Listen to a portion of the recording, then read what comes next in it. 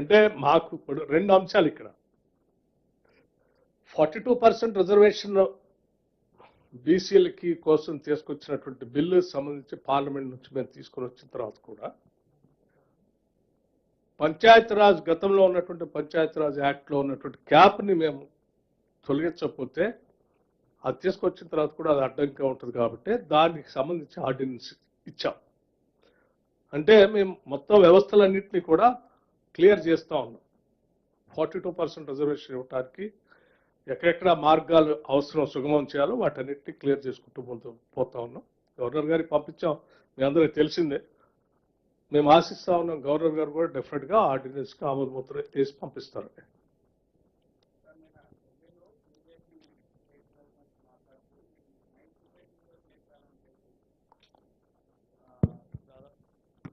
Ninth షెడ్యూల్లో చేర్చాలని లేదు, మీరే చెప్పారు కాబట్టి మీరే చేయండి అనేది, మీరే ఇచ్చారు కాబట్టి మీరే చేయండి అనేది స్టేట్మెంట్ ఇచ్చినట్టు.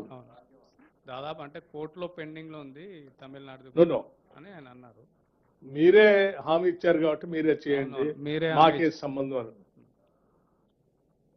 రామచంద్రరావు గారికి కొంత భారతీయ జనతా పార్టీ అధ్యక్షులకి కొంత దళితులన్నా బలహీన వర్గాలన్నా కొంత ఎక్కడో చిన్న చూపు ఉన్నట్టుంది. అందుకే వారు పదే పదే ఎప్పుడు ఈ వర్గాల కోసం ఏ రాష్ట్ర ప్రభుత్వాలు ఏదైనా ప్రయత్నం చేసి మేలు జరగాలి ప్రయత్నం చేస్తున్నా దానికి అడ్డంగా ఏదో మాట్లాడటం వారికి అలవాటు. గతంలో హైదరాబాద్ సెంట్రల్ యూనివర్సిటీలో జరిగిన సంఘటనకు సంబంధించి వారి పాత్ర ఏంటో ఈ రాష్ట్ర ప్రజలకి దేశానికి కూడా తెలుసు. ఇవాళ ఎస్ మేమే హామీ ఇచ్చాము క్యాస్ట్ సెన్సస్ చేస్తామని. ఆ ఎంపిరికల్ డాటా ప్రకారం 42% రిజర్వేషన్ కల్పిస్తామని కూడా మేమే చెప్పాం. ఆ చెప్పిన దానికి అనుగుణంగానే మేము సైంటిఫిక్గా సర్వే చేసి కేబినెట్ ఆమోదంతో శాసనసభలో పెట్టి శాసనసభ ద్వారా బిల్లు పాస్ చేసి పంపిస్తాము. మీరే చెప్పారు మీరే చేసుకోండి అంటే ఇది రెండు రాష్ట్ర ప్రభుత్వం, ఇదేంటి రాష్ట్ర ప్రభుత్వాలు కేంద్ర ప్రభుత్వాలకు సంబంధించిన వ్యవహారం. కానీ ఏదో మేమేమో భారతీయ జనతా పార్టీని మీ పార్టీలో తీర్మానం చేసి దీనికి బిల్లు ఆమోదం చేయండి అని నేను చెప్పలేను. పార్లమెంట్లో కేంద్ర ప్రభుత్వం దీన్ని ఆమోదం తెలియజేసి చేయండి అని చెప్తా ఉన్నాం. బహుశా దాన్ని అర్థం చేసుకోవటంలో వారికి ఏదైనా పొరపాటు ఏమైనా ఉందేమో అని నా అనుమానం.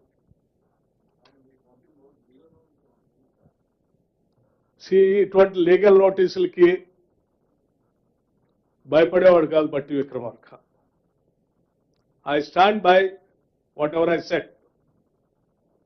సమయం వచ్చినప్పుడు డెఫినెట్గా ఆ లీగల్ నోటీసు ఆయన చెప్పిన దానికి ఆయన నోటీస్ పంపించిన దానికి ఆ పార్టీ పరంగా ఏ రకంగా సమాధానం చెప్పాలో తెలుసు, వ్యక్తిగా నేను కూడా ఏ రకంగా సమాధానం చెప్పాలో కూడా తెలుసు. when time comes I'll definitely answer that.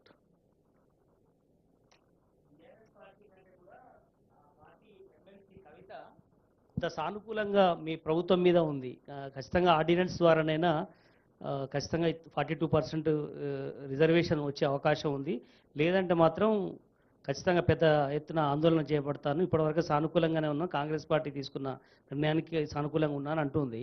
కానీ బీఆర్ఎస్ మాత్రం ఎట్టి పరిస్థితుల్లో ఇది బీసీలను మభ్యపెట్టేందుకు ప్రయత్నమే చేస్తుంది అనేటువంటి విషయాన్ని చెప్తున్నారు.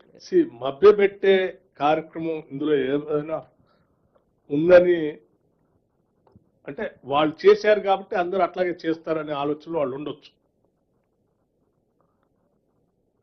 మేము మభ్య పెట్టాలనేటువంటి ఆలోచన ఉంటే మీకు తెలుసు క్యాబినెట్లో రాగానే 4/2/2024 నాడు ముఖ్యమంత్రి రేవంత్ రెడ్డి గారు క్యాబినెట్ సహచర సభ్యులందరితో మాట్లాడి ఈ క్యాబినెట్ తీర్మానం చేసేవాళ్ళు కాదు. క్యాబినెట్ తీర్మానం అయిన తర్వాత అసెంబ్లీలోనే పెట్టేవారు కాదు. అసెంబ్లీలో వారే ప్రవేశపెట్టి వారు మాట్లాడిన విధానం కూడా మీకు తెలుసు. ఆ తర్వాత రాష్ట్ర ప్రభుత్వం జీవో ఇష్యూ చేసి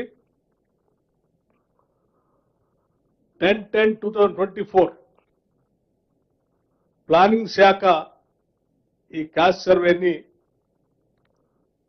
పకడ్బందీగా చేయమని చెప్పి జీవో ఇచ్చేవాళ్ళు కాదు. ప్లానింగ్ శాఖని డిప్యూటీ సీఎంగా ఉన్న నేను ప్లానింగ్ శాఖను కూడా చూస్తా ఉన్నాను. ఆ శాఖ ఆ జీవో ఇచ్చిన నాటి నుంచి ఈనాటి వరకు మొత్తం సభ అయ్యేంత వరకు కాన్స్టాంట్ గా మా ప్రభుత్వంలో ఉన్నటువంటి మంత్రులు కానీ, ముఖ్యమంత్రి గారు కానీ, అధికారులు కానీ, సిఎస్ దగ్గర నుంచి కింది స్థాయిలో ఈ క్యాస్ట్ సర్వేలో పాల్గొన్న కింది స్థాయిలో అధికారి వరకు కూడా ఇంత పకడ్బందీగా చేసి దీన్ని స్పష్టంగా సభలో పెట్టేవాళ్ళం కాదు. ఇవన్నీ ఇంత పకడ్బందీగా చేసి పెట్టాం కాబట్టి ఈరోజు మేము దేశం మొత్తం మీద కూడా దీని మీద ప్రభావం చూపించి చివరికి దేశం కూడా దీన్ని తెలంగాణ మోడల్ ఫాలో కావాలనేటువంటి పరిస్థితి క్రియేట్ చేయగలిగాం. అంటే దట్ షోస్ అవర్ కమిట్మెంట్. మా సంకల్పం కానీ, మా నిబద్ధత కానీ వీటన్నిటి ద్వారానే మీకు అర్థం అవుతాం. దీంట్లో ఏమాత్రం